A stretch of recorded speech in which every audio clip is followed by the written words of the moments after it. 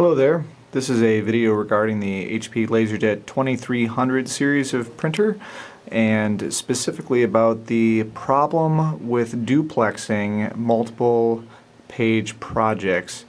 Specifically, this is a rather interesting issue because it involves the magnetic solenoids that are inside the printer and a issue with the adhesive that holds the noise-reducing bumpers in place here.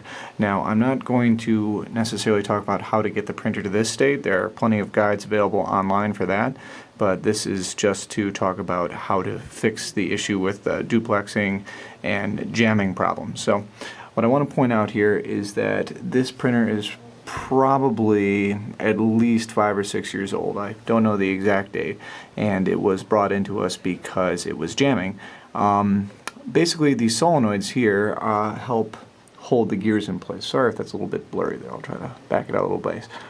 Anyway, so these gears get held back and forth by these solenoids, which are little magnets down here.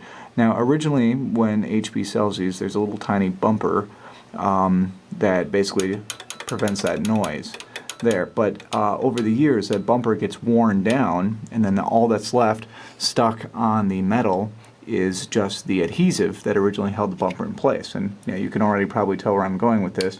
What happens is that the adhesive just causes this little metal armature to stick in place, and then because printers depend on millisecond or less time differences, obviously everything goes downhill from there. So if you watch what happens here, basically when I release this, it should snap back right away, but if it sticks hard, you see how there's a delay when I release my finger from that.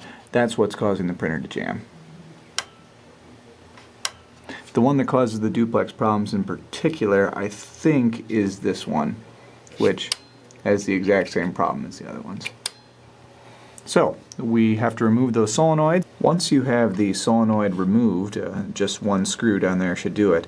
What you can do is remove the spring from the solenoid that holds the armature in place. And yeah, just to try to turn this into the light here, you can already see that there's all kinds of black gunk caked on the top and bottom there. That's the remainder of the bumper. So here's a bumper right there. And there might have been a little bit of one up there at the top as well. So here and here, we need to just get all of that stuff just rubbed completely off. You can replace it with something, maybe wrap some string or some sort of non-adhesive method, but really, for a printer this old, I'm just going to choose to leave it completely uncovered. It might make a little bit more noise, but at least we can be assured that this problem isn't going to happen in the future. So we go find some rubbing alcohol and a tissue and go to work on it. So as you can see here, we've removed all of the adhesive from the armature of the solenoid, and we've also taken it off the body of the solenoid. We can see how clean that is right there. No more of that black adhesive. Now, while I was doing this, I looked online, and it seems that, contrary to what I said previously, what we do want to do is actually take some kind of piece of plastic or some sort of magnetic resisting stuff and just stick it back on the place where the adhesive used to be. The reason for that is that a lot of times people just clean that off like I was planning on doing, and they don't replace it, and then there's a problem with residual magnetism from the solenoid. So it fires, it causes the metal to still be slightly magnetic, and then you have the same jamming and timing issues because, once again, all it takes is a microsecond of delay and then the printer will jam. So what I'm going to do is I'm just going to stick a little piece of tape back onto there, and I probably can't do that while I'm holding the camera, so I'll just demonstrate again when it's back. Now, as you can see, that's what it looks like with my little gray piece of electrical tape stuck on there.